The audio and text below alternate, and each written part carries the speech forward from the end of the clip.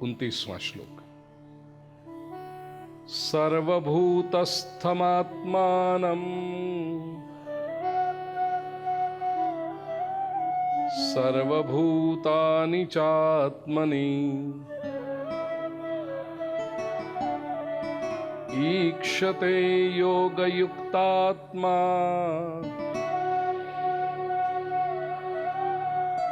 सर्वत्र समदर्शनः।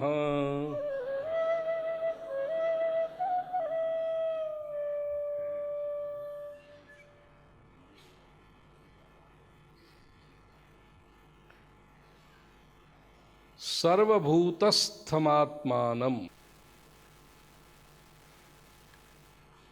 सर्वभूतानि चात्मनि ईक्षते योग युक्तात्। सर्वत्र सब जगह पे समदर्शन, ये योगी का दूसरा एक परिणाम, उसका जो अनुभव का वर्णन है वो जीव मात्र में आत्मा को और जीव मात्र को आत्मा में, आत्मनि सप्तमी विभक्ति है, आत्मा को जीव मात्र में और जीव मात्र को अपने आप में जो देख सकता है, ईक्षते योग युक्त आत्मा, ऐसा योग युक्त आत्मा सर्वत्र समदर्शन, उस सभी स्थान पर समदर्शी हो जाता है। समत्वम योग उच्यते की जो व्याख्या प्रभु ने भगवद गीता के दूसरे अध्याय में की थी, इसी का विस्तार यहां पर अनुभव के रूप में हो रहा है।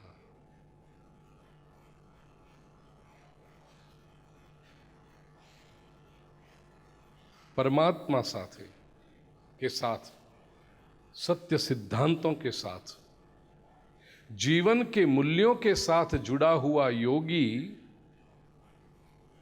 सभी को समदृष्टि से देखता है। अन्य के दुख में दुखी होना और उसके सुख में सुखी होना, ये शास्त्र उन्हें सहज प्राप्त है। प्रिय स्वजनों, याद रखना, इस संसार में दूसरे के दुख में दुखी होना सरल है, लेकिन दूसरे के सुख में सुखी होना कठिन है। और उसमें भी वो सुखी होने वाला व्यक्ति हमारा पहचाना हो, परिचित हो, तो उसके सुख में सुखी होना तो बहुत मुश्किल। कोई अपरिचित व्यक्ति सुखी हो जाए हमें बहुत तकलीफ नहीं होती, लेकिन कोई अपना व्यक्ति सुखी हो जाए तो बड़ी समस्या होती है।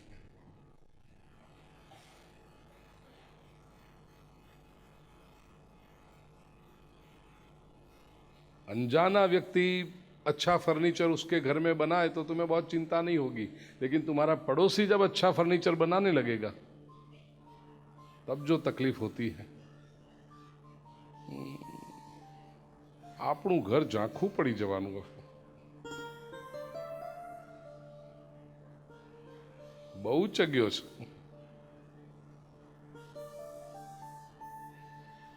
अपना व्यक्ति ये कर रहा है तो समस्या हो रही है, पहचाना हुआ व्यक्ति ये कर रहा है, उसके सुख में सुखी हो। और यहां पर जो सर्वत्र समदर्शन कहते हैं ना प्रभु, आत्मौपम्येन सर्वत्र, गीता में अन्यत्र प्रभु कह रहे हैं। दूसरे के सुख दुख में सुखी दुखी होना एक बात है, लेकिन उसके सुख दुख को अपना सुख दुख समझना, ये सच्ची सहानुभूति है। सहानुभूति शब्द को भी देखिए, सह अनुभूति।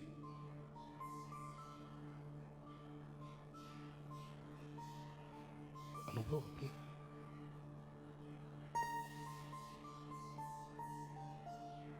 मुझे कई बार विचार आता है कि महापुरुष लोग, बड़े बड़े भक्त लोग कई बार पदों में कह देते हैं ना, मैं मूर्ख खल कामी। तुलसीदास जी कब मूर्ख हुए, कब खल हुए, कब कामी हुए। दूसरों के वेदना को देखा होगा।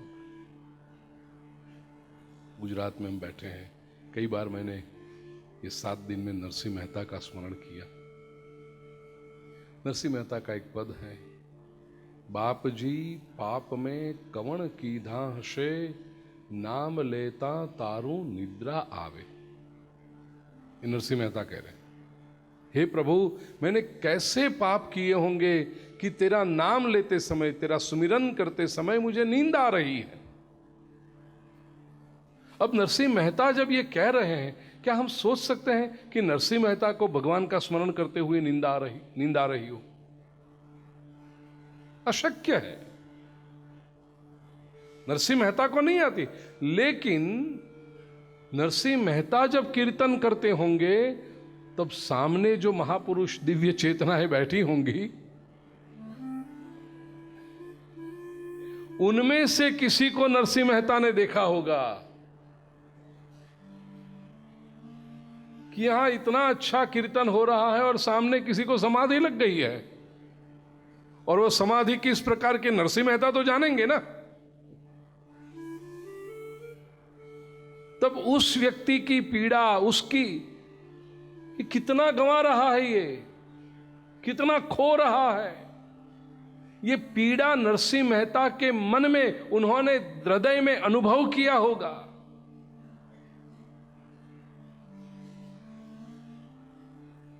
कि वो क्या लॉस कर रहा है। तब नरसिंह मेहता के अंतःकरण से यह पद प्रकट हुआ होगा, बाप जी पाप में। नहीं तो नरसिंह मेहता ने क्या पाप किए होंगे? उन्होंने कोई पाप नहीं किया, वे तो कभी नहीं सुए सत्संग में।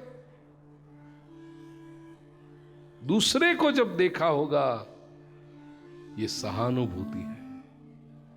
बाप जी पाप में कवण कीधा हसे, नाम लेता तारू निद्रा आवे।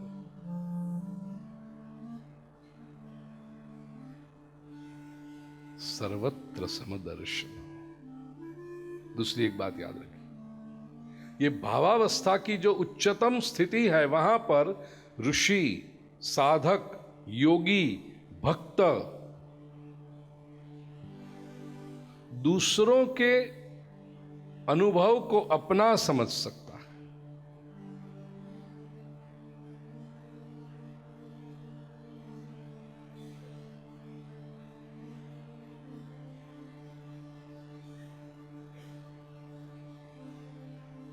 बचपन में मैंने एक दृश्य देखा था। मेरा एक मित्र, उसको कोई गलत आदत पड़ गई, दूसरे के साथ रह करके घर में से पैसे चुराना, ये आदत पड़ गई। उसकी माता को ये बात का पता चल गया। अब बालक है, मां ने दृष्टि रखी कि पैसे कैसे कम हो रहे हैं,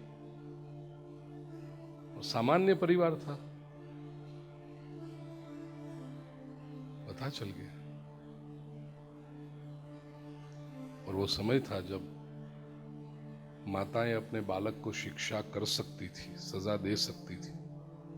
अब तो माताएं डरती हैं। तो गांव में मोहल्ले के बीच वो मां अपने बालक को मार रही, मारा रोया तने आंसू सूझ्યું આમ શબ્દો બધા ગામડાના, એ ગામડાની સ્ત્રીને મોઢે જ શોભે હો, નખો દિયા બોલાય નહીં પણ શાંતિભાઈ, પણ એ જે બોલતી હોય,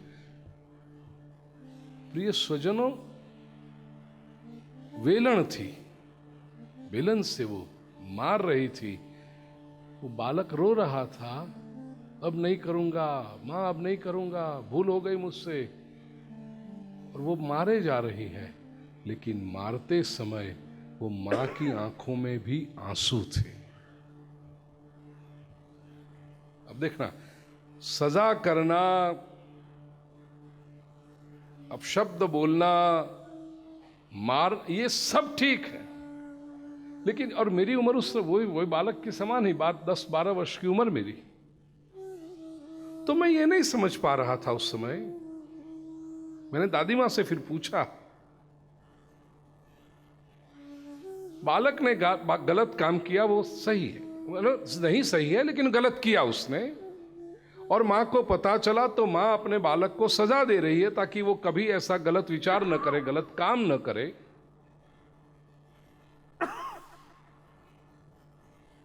मां की सजा की वजह से या तो पकड़ा गया, उस भाव से बालक को भी थोड़ा सा अपराध बोध हुआ, गिल्ट कॉम्प्लेक्स हुआ, और वो कहता है मैं छोड़ दूंगा, अब नहीं करूंगा, कभी ये भूल नहीं करूंगा। वहां सब ठीक है, मार पड़ रहा है, वो बालक बेलन खा रहा है तो स्वाभाविक है उसको पीड़ा होती होगी, बेचारा वो रो रहा है, वो भी सही है। लेकिन ये मारने वाली मां क्यों रो रही है?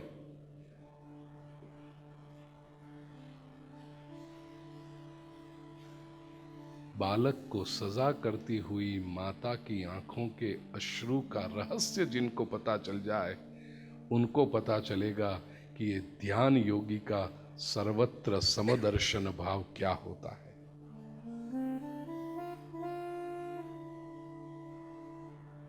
बालक गलत मार्ग पर है तो उसकी वो गलत आदत छुड़ानी है, लेकिन उसको मारते समय मां को मजा नहीं आ रहा है, वो वेदना उसकी अपनी है। मेरा बेटा बनकर तू ये कर रहा है, ऐसा तूने क्यों किया? और मैं तुझे मार रही हूं, तुझे वेदना हो रही है, वो वेदना भी मेरी वेदना है। पुलिस कोई अपराधी को डंडा मारता होगा तो पुलिस की आंख में आप आंसू नहीं देखोगे कभी। पुलिस तो कहेगा लगाओ और दो ज्यादा। लेकिन मां जब अपने बालक को ये कर रही है तो मां की आंख में आंसू। सर्वत्र समदर्शन, दूसरे की पीड़ा को अपनी पीड़ा समझना। समदर्शन का अर्थ समवर्तन नहीं है।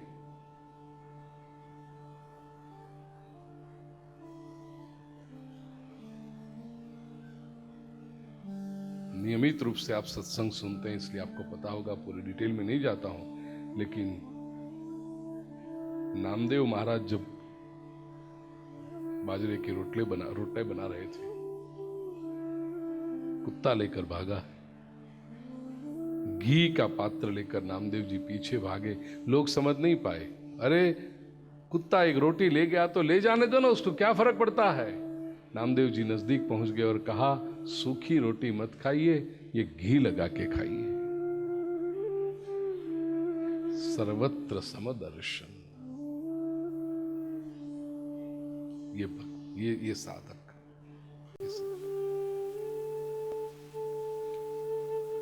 30वां श्लोक। यो मां पश्यति सर्वत्र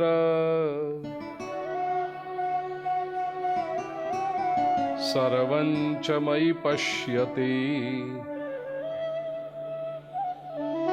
तस्याहं न प्रणश्यामि स च मे न प्रणश्यति।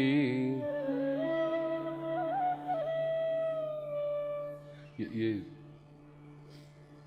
समभाव की जब बात आती है ना, ये 30वें श्लोक में भी यही है। यो मां पश्यति सर्वत्र, जो सर्वत्र मुझे दर्शन करता है, और सर्वंच मयि पश्यति, सभी को मुझ में देखता है।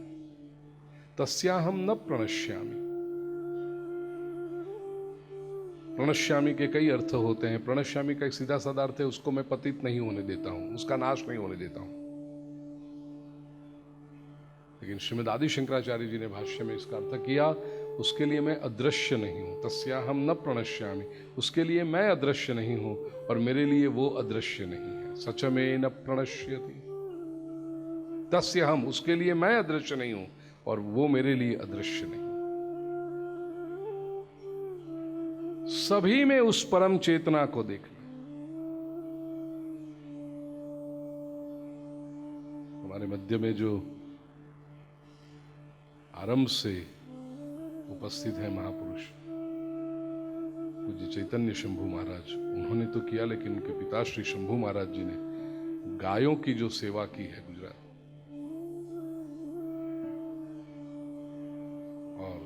प्राण त्याग भी उसी में हुआ।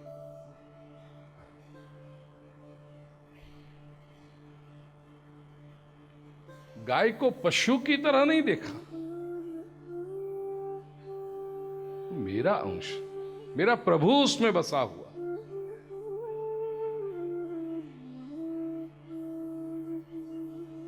ऐसे व्यक्तियों के लिए भगवान कहते हैं मैं कहीं अदृश्य हूं। जो लोग ऐसा पूछते हैं ना भगवान कहां है, भगवान कहां है, उनसे पहले ये पूछो कि तुम्हें अपने अंदर भगवान दिखाई पड़ते हैं? जो स्वयं में परमात्मा का दर्शन नहीं कर सकता, वो भला मंदिर में जाकर प्रभु का दर्शन क्या करेगा?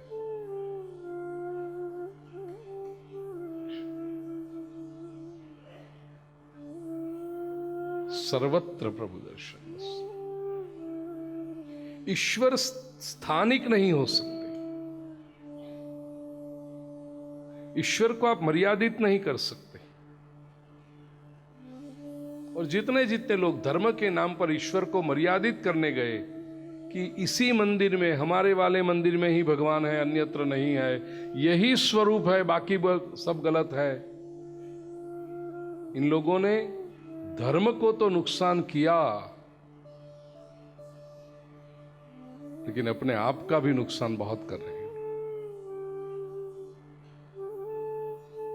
सर्वत्र प्रभु दर्शन।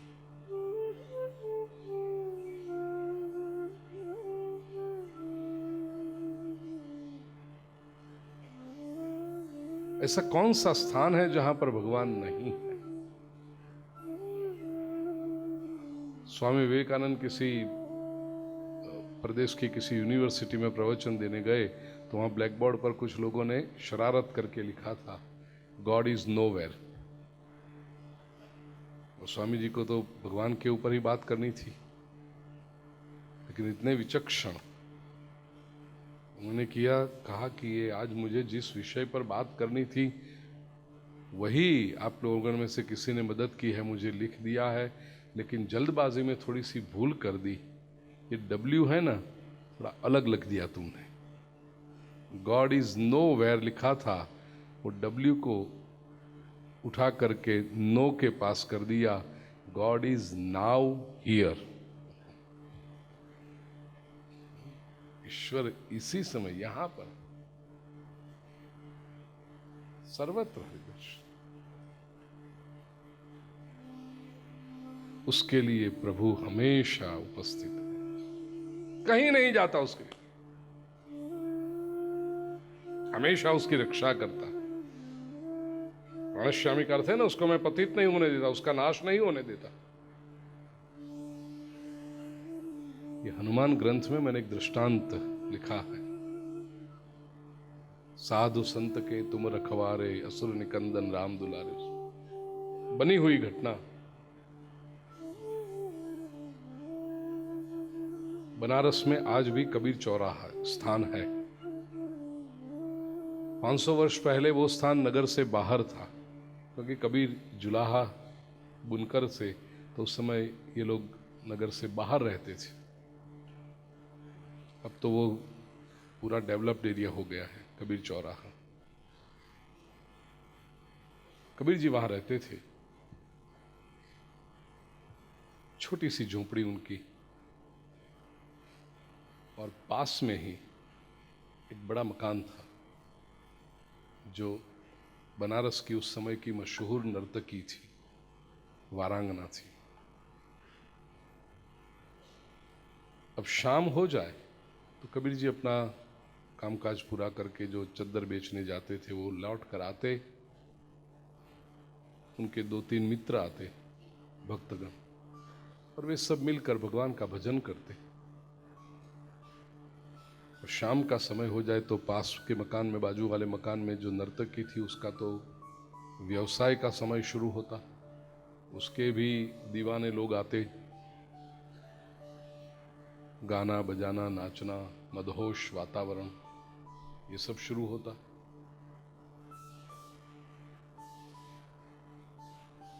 उस नर्तकी का एक यार बन गया। नर्तकी को उससे बहुत नहीं था, लेकिन वो व्यक्ति उसके रूप के पीछे, उसके गाने के पीछे, उसके नाचने के पीछे पागल हो गया और बार बार कहता कि मेरे साथ तुम ब्याह कर लो, मेरे साथ ब्याह कर लो। नर्तकी को he was just one of the many clients, उसके बहुत सारे ग्राहकों में से एक था वो। नर्तकी को कोई ये विवाह करना, शादी करना, उसमें इंटरेस्ट नहीं था उसको तो अपना धंधा चलाना। एक दिन ऐसा हुआ कि वो व्यक्ति कुछ नशे में चूर रहा होगा, आकर उसने कहा कि मैं तुम्हें इतने समय से कह रहा हूं मेरे साथ ब्याह कर लो, तुम मानती नहीं हो मेरी बात को, क्या चाहिए तुम्हें बोल दो, जो चाहिए ला दूंगा। अब उस समय नर्तकी के मन में क्या आया, उसने कहा बाकी तो सब कुछ तुम दोगे लेकिन एक परेशानी मिटा दो मेरी। क्या? बोलो तुम्हारा यार हूं मैं, जो परेशानी मिटानी मिटा दूंगा। नर्तकी ने कहा शाम के समय हम ये जो मौज करते हैं ना यहां पर, लेकिन बाजू में वो कबीर की झोपड़ी है, वो सब भजन कीर्तन करने लगता है। हम यहाँ पर मदहोश वातावरण निर्माण करते हैं, उसमें वो भजन करता है, डिस्टर्ब होता है मुझे जो एक एटमॉस्फेयर बनना चाहिए वो बन नहीं रहा उसके भजन कीर्तन से, तो वो यहाँ न रहे, ऐसा कुछ कर दो। उसने कहा बस इतनी सी बात? अरे तेरा यार हूं, तेरे पीछे पागल हूं, तेरा दीवाना हूं, कुछ भी कर दूं। ऐसे नशे में वो उठा, मशाल ले आया और जाकर के उसने कबीर की झोपड़ी में आग लगा दी। घास फूस की छोटी सी कुटिया, प्रणकुटी, भड़ भड़ भड़ तुरंत जलने लगी। कबीर जी अपने मित्रों के साथ जो भजन कर रहे थे बाहर आ गए। आओ संत की कुटिया में आग, ठीक है जैसे प्रभु की मर्जी। ऐसे सामने वाले कोई पेड़ के नीचे बैठकर, चलो कबीर जी कहते हैं यहाँ भजन करेंगे, हमारे भजन को क्या फर्क पड़ता, तो वहां भजन शुरू कर दिया और झोपड़ी जल रही है। कबीर जी ने तो कह दिया जैसी प्रभु की मर्जी, लेकिन भगवान को थोड़ी अच्छा लगेगा कि बिना किसी गुनाह, बिना किसी दोष मेरे ऐसे भक्त को परेशान किया जाए। तो पवन पुत्र वायु ने अपनी दिशा बदल दी। जो आग जल रही थी वो ऐसी हवा चली कि आग की लपटें ये नर्तकी के मकान की ओर, और मकान ने भी आग पकड़ी। और वो तो बड़ा मकान जलने लगा, वो भी बाहर आ गई और कबीर जी यहां पेड़ के नीचे बैठकर भजन कर रहे हैं। नर्तकी ने आकर कबीर जी से पूछा, कबीर ये क्या हो रहा है? कबीर कहते हैं पर्णकुटी जल रही है। वो तो मैं देख रही हूं, लेकिन मेरा मकान भी जल रहा है। कबीर ने कहा जैसी प्रभु की मर्जी। नहीं ऐसे कैसे चलेगा?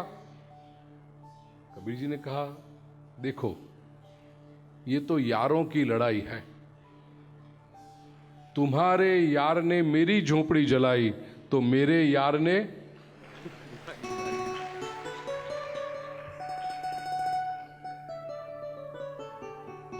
वो नर्तकी कहती है कबीर लेकिन तुम्हारा यार जबरा पड़ गया।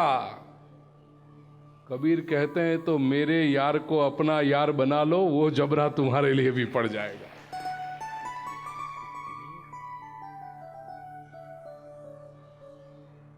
ये जो अगले श्लोक में मैंने कहा ना, सेंस ऑफ पोजेशन नहीं होता।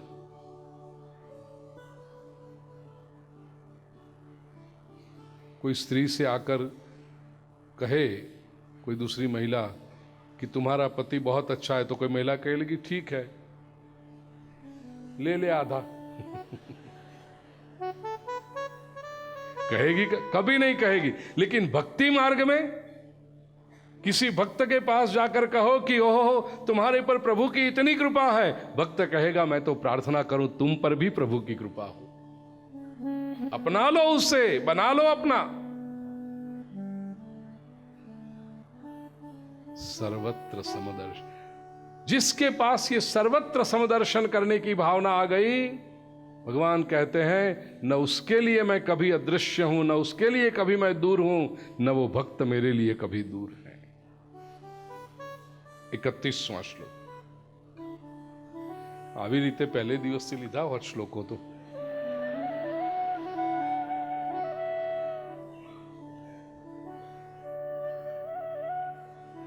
शांति भाई, आपको तो पता है पहले दिन 1 श्लोक, दूसरे दिन 2 श्लोक 3 घंटे में, तो आज बैकलॉग इतना बढ़ गया है। 31वां श्लोक, सर्वभूतस्थितं यो मां भजत्येकत्वमास्थितः सर्वथा वर्तमानोऽपि स योगी मयि वर्तते। कितने प्यारे हैं। और ये बात कहूं, ये श्लोक इतने कम समय में पूरा कर रहा हूं क्योंकि पहले दिन 1 श्लोक लिया था, इसलिए वो नींव मजबूत की थी, इसलिए अब आगे जा सकते हैं।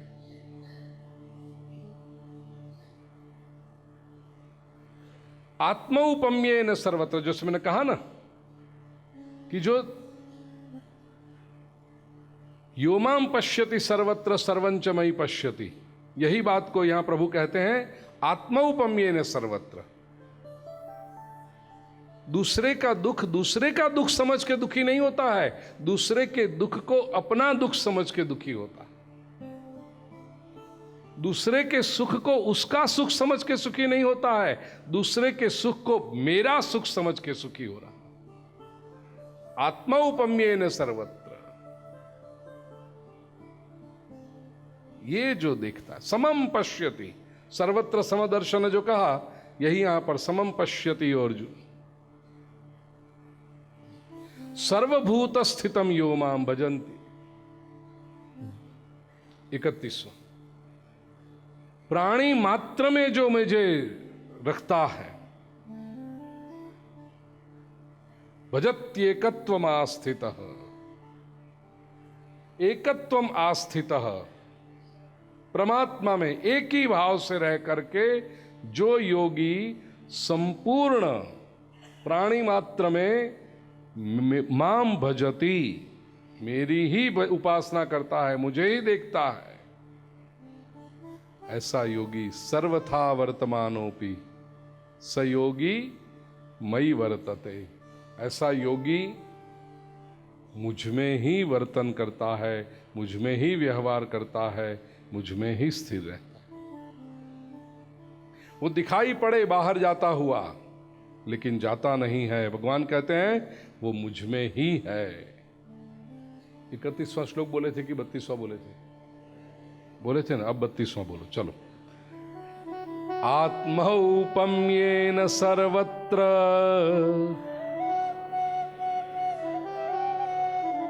समं पश्यति अर्जुन, सुखं वा यदि वा दुःखं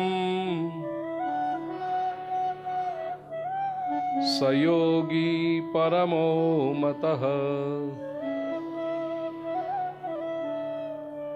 प्रिय स्वजनों, भगवान यहां पर यह कहना चाहते हैं, हमें ये उपदेश करना चाहते हैं कि सर्वत्र मेरा दर्शन करो, जीव मात्र में मेरा दर्शन करो। पहले जीव मात्र में कहा, फिर सर्वत्र कहा। सर्वत्र का अर्थ वो स्थान भी आ गए।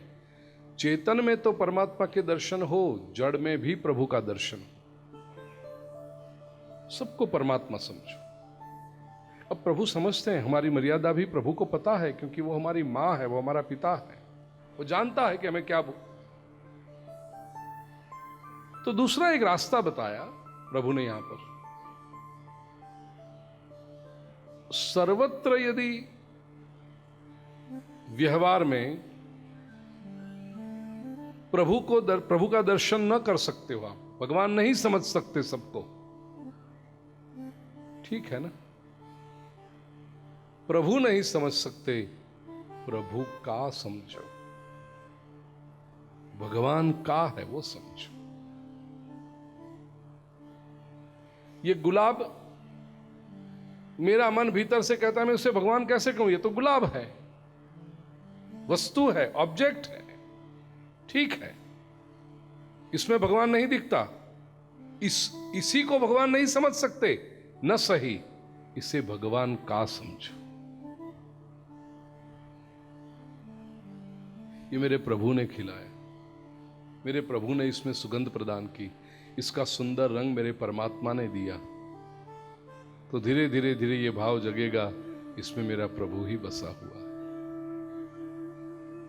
और ये जब होगा तो सबसे बड़ी बात ये होगी, सर्वत्र प्रेममयी और आदरमयी दृष्टि हो जाएगी।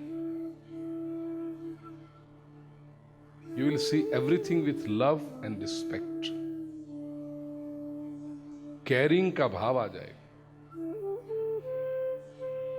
फिर मनुष्यों से तो सद्व्यवहार अवश्य होगा, वस्तुओं से भी व्यवहार अच्छा होगा। एक जर्मन फिलोसोफर के पास एक व्यक्ति पहुंचा, बड़ी जल्दबाजी में था।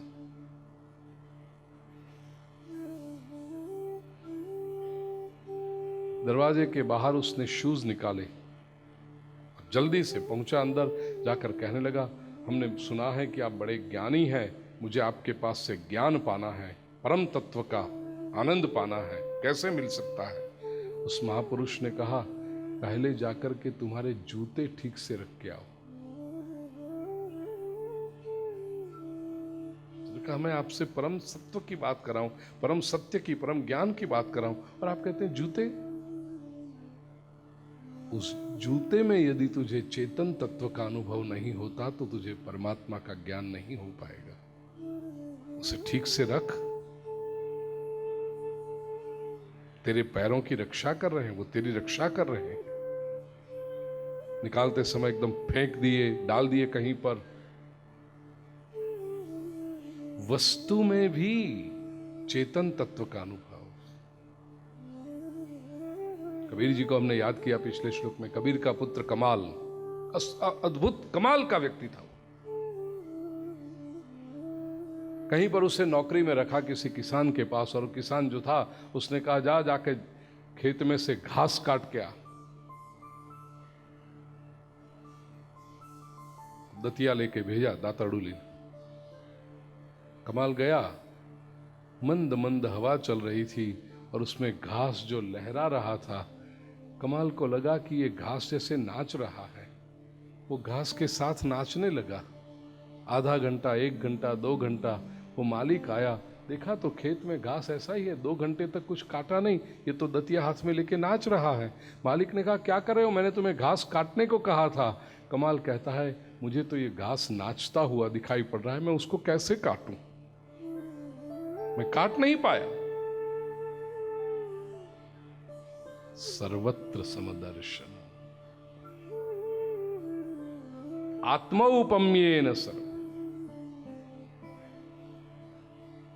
प्रिय स्वजनों, छोटी छोटी बातों में, वस्तुओं में, व्यक्तियों में, जहां पर सर्वत्र यदि परमात्मा का दर्शन होने लगेगा, अब देखिए जीवन में अनुशासन, शिस्त, डिसिप्लिन अपने आप आ जाएगा।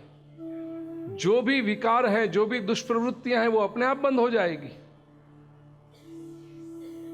यदि हमें पता चले कि सामने बैठे वाला व्यक्ति भी परमात्मा है, बैठने वाला, तो फिर उसके साथ मैं झूठ कैसे बोल सकता हूं? असत्य भाषण अपने आप बंद हो जाएगा।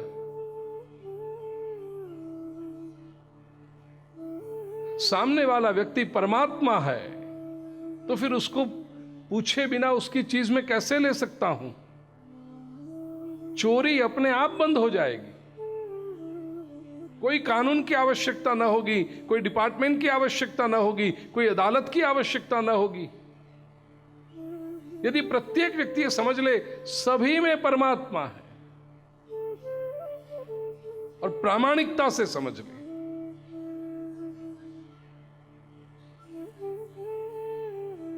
जीवन दिव्य बनने लगेगा। हमारे उपनिषदों में कहा, अन्नम ब्रह्म, अन्न ब्रह्म है, अन्न भगवान है। अब ये सत्य जिसने आत्मसात कर लिया, वो भला अन्न का व्यय कर सकता है? वो भला झूठा छोड़ सकता है? अन्न ब्रह्म है, अन्न भगवान है, तो फिर उसका वेस्टेज नहीं हो सकता। फिर उस व्यक्ति को सिखाना नहीं पड़ेगा। नहीं तो आजकल मैरिज जहां पर विवाह होते हैं, बुफे में लिखना बिगाड़ना मत। कई लोग तो फिर से उठना ना पड़े, लाइन में खड़ा न रहे, इतना प्लेट में भरते हैं, जितना पेट में नहीं भर सकते उतना प्लेट में भरते हैं और फिर बिगाड़ते हैं। यदि उसको पता चल गया अन्न ब्रह्म है, हाँ भीतर जठराग्नि में जितनी आहुति देनी है उतने अन्न का स्वीकार करूंगा, लेकिन बिगाड़ कैसे कर सकता हूं, वेस्ट कैसे कर सकता हूं।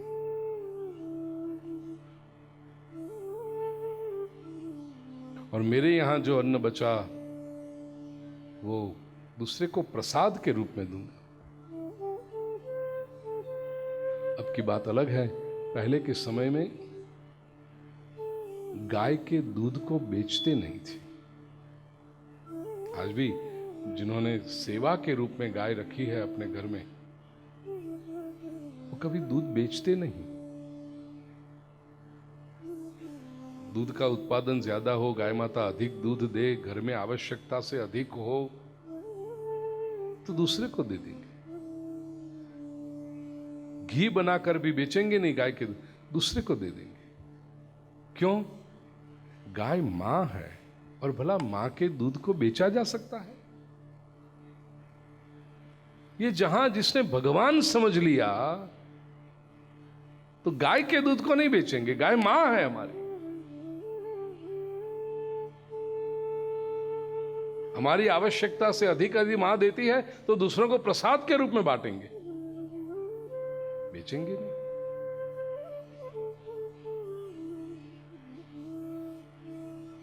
आत्मौपम्य। और ऐसा व्यक्ति सुखम वा यदि वा दुखम स योगी परमो मत।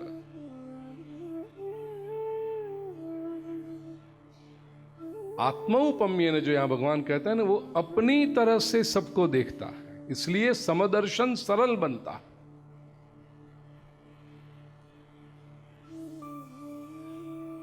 देहाभिमान को भूलकर आत्मा का ही दर्शन। याद रखना, जो अंतर है वो देह में है, आत्मा में नहीं। और आत्मौपम्य ने सर्वत्र जब देखना शुरू हुआ तो समदर्शन सहज बनता है, सरल बनता है। महाभारत में भीष्म ने भी यही उपदेश दिया कि पुण्य क्या है।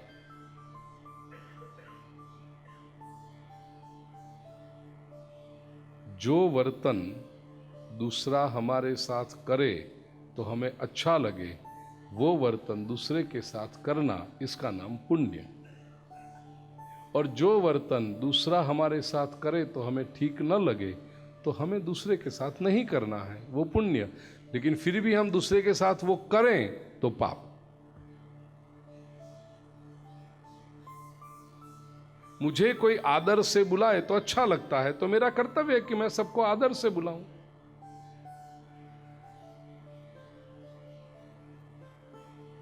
ये पुण्य है। मुझे सब आदर से बुलाए तो अच्छा लगे, लेकिन मैं दूसरों का अपमान करूं, बात बात पे उनको नीचा दिखा दूं, तो ये पाप है। आत्मौपम्येन। जिस व्यवहार की आप दूसरों के पास अपेक्षा रखते हो, वह व्यवहार आप दूसरों के साथ करो।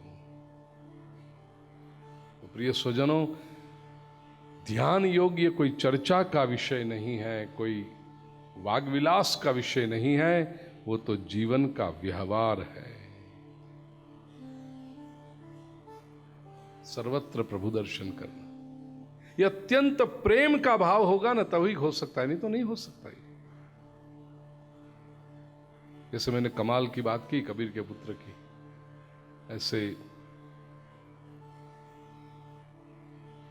कवि कालिदास शाकुंतल में, संस्कृत साहित्य में तो ऐसा कहा जाता है, काव्येषु नाटकम रम्यम तत्रापि च शकुंतला तत्रापि चतुर्थों अंकः तत्र श्लोक चतुष्टय। समग्र जो संस्कृत साहित्य है उसमें कालिदास की तुलना में कोई नहीं आ सकता। कालिदास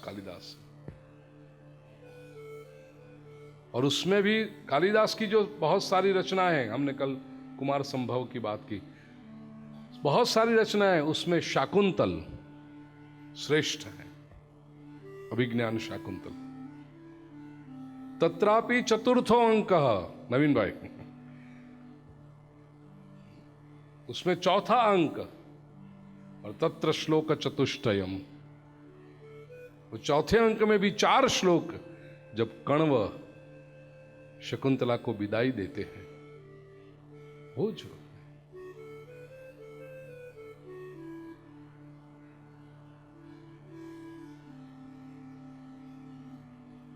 शुरुआत का स्मरण नहीं हो रहा। हाँ, आद्ये नहीं, वो तो तीसरी लाइन है। आद्येव कुसुम प्रसूति समये यस्या भवत्युत्सव सेयं याति शकुंतला पतिगृहं सर्वैरनुज्ञायताम् नादत्ते प्रियमंडनापि मत्तस्मृतिर्ज्ञानमपोहनञ्च। स्मृति भी भगवान देते हैं और विस्मृति भी वो ही देते हैं। नादत्ते प्रियमंडनापि भवतां स्नेहेन या पल्लवम् सेयं याति शकुंतला। कण्व ऋषि शकुंतला जब विदाई दे रही है, ले रही है विदाई, ससुराल जा रही है, तो कण्व ऋषि आश्रम के पेड़ पौधों से कहते यहाँ कोई ऐसे रिश्तेदारों की भरमार तो थी नहीं, आश्रम के विद्यार्थी थे, सहपाठी थे, आचार्य थे सब। और पेड़ पौधों से कण्व ऋषि कहते हैं, नादत्ते प्रियमंडनापि सततम् युष्मात् स्वपीतेषु। या पहला चरण याद नहीं आ रहा है, बोलो, बाकी सब आ गया उल्टे से जाकर। पातुम न प्रथमम, थैंक यू नवीन भाई, पातुम न प्रथमम व्यवस्थिति जलम युष्मात् स्वपीतेषु। या कण्व ऋषि कहते हैं पेड़ पौधों से, पातुम न प्रथमम व्यवस्थिति जलम युष्मात् स्वपीतेषु। हे पेड़ पौधों, जब तक ये मेरी शकुंतला आप सभी को जल नहीं पिलाती तब तक वो स्वयं पानी भी नहीं पीती थी। ये शकुंतला का क्रम था, प्रातःकाल उठकर आश्रम के सभी पौधों को जल सिंचन करती थी और बाद में वो जल पीती थी। इतना आत्मौपम्य, इतना अपनापन। पातुम न प्रथमम व्यवस्थिति जलम युष्मात् स्वपीतेषु। या जब तक वो आपको जल नहीं पिलाती तब तक शकुंतला स्वयं पानी नहीं पीती थी। दूसरा कहा, नादत्ते प्रियमंडनापि भवताम स्नेहेन या पल्लवम। प्रियमंडना, उसको अब किसी भी कन्या को अच्छा लगता है बाल सुंदर बनाना, उसमें गजरा लगाना, फूल पत्ती लगाना, सुशोभन करना, ये मंडन उसको अच्छा लगता था, बहुत स्वाभाविक कन्या थी वो, तो उसको अच्छा लगता था ये फूल लगाना। लेकिन जूड़े में यदि गजरा लगाना है, ये मंडन करना है, शोभा करनी है, तो उसके लिए आपके पत्तों को तोड़ना पड़ेगा। उससे उसको वेदना होती थी, इसलिए वो अपने सर पर ये मंडन नहीं करती थी।